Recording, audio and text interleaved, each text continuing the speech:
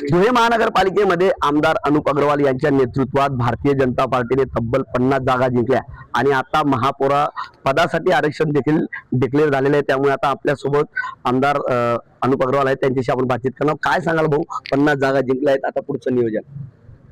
सर्वात प्रथम तर धुळेकर जनतेचा मनापासून आभार व्यक्त करतो का त्यांनी भारतीय जनता पार्टीला ऐतिहासिक असं बहुमत त्या ठिकाणी दिलेलं आहे आणि आरक्षण हा सर्वसाधारण महिला राखीव निघालेला आहे।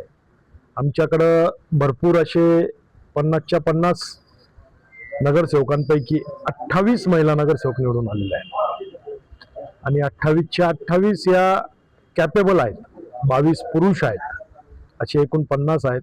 त्याच्यापैकी एक चांगला चेहरा या ठिकाणी आम्ही महापौर पदासाठी देणार आहोत आणि जे इच्छुक आहेत त्यांचे सर्वांचे नावं वरिष्ठांकडे पाठवून वरिष्ठांकडनं एक नाव जो कोणी येईल त्या नावाचा नक्कीच विचार करून त्या ठिकाणी आम्ही महापौर पदाची त्यांना संधी देणार आहोत शहराच्या विकासासाठी। भैया, विभागीय आयुक्तांना गटाचं नियोजन करायचं आहे, ते नोंदणी देखील करायची आहे, त्याची प्रोसेस झालेली ती आज होऊन जाईल। आज आमचं गट नोंदणी होणार आहे 50 लोकांचं। त्याच्यासाठी आता आमचे नगरसेवक भरपूरसे नाशिककडे निघालेले आहेत। संध्याकाळी आमचं गट रजिस्ट्रेशन त्या ठिकाणी होणार आहे। नक्कीच यात पुढचा जो महापौर राहील ती संधी नेमकी 2.5 वर्षासाठी एकाच जणाला दिली जाणार आहे की तुम्ही पक्षानिहाल अजून काही ठरवलेलं आहे?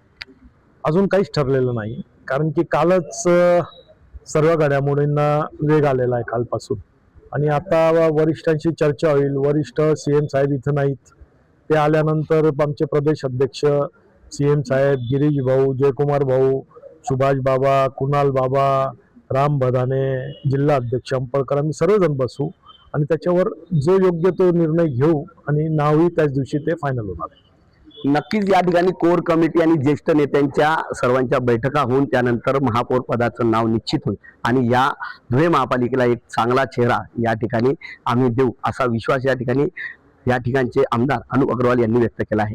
मनीष मासवळे, TV9 मराठी, धुळे।